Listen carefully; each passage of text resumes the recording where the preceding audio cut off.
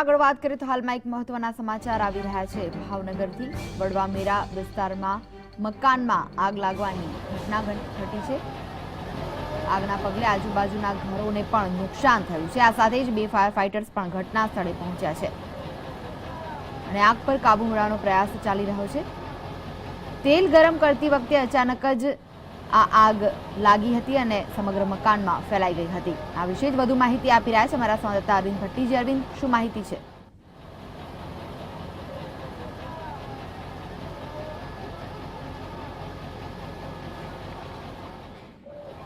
લાગે છે કે તેમની સાથેનો સંપર્ક નથી થઈ શક્યો। તો ભાવનગરની આ ઘટના છે જ્યાં એક મકાનમાં અચાનક આગ લાગી છે। આ વિશે જ વધુ માહિતી આપી રહ્યા છે અમારા સંવાદદાતા અરવિંદજી। અરવિંદ, શું માહિતી છે?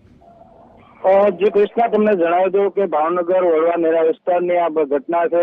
આજે સવારે વડવા નેરા વિસ્તારમાં એક રહેણાંકી મકાનમાં હેર ઓઇલનો ગૃહ ઉદ્યોગ ચલાવતા એક ભાઈ સવારના સમયે તેલ ગરમ કરી રહ્યા હતા। તે સમયે અચાનક જ આ ગરમ તેલમાં આગ ફાટી નીકળી હતી અને આ આગ અચાનક ધીમે ધીમે આખા મકાનમાં પ્રસરી ગઈ હતી। તેના કારણે જે મકાન છે તે મકાન બળીને ખાક થઈ ગયું હતું। તેમજ આ આગના કારણે આજુબાજુના બીજા 2-3 મકાનોને પણ ખૂબ જ નુકસાન થયું છે અને જે વ્યક્તિ તેલ ગરમ કરી રહ્યો હતો તે પણ વ્યક્તિ પણ બાળ્યો છે।